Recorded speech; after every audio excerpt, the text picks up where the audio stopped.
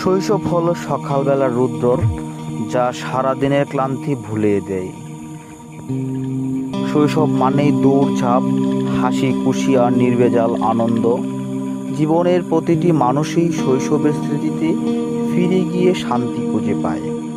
শৈশব হলো মায়ের হাতের ভাত আর ভাড়ার খাদের ভর করে পৃথিবী দেখার সময়।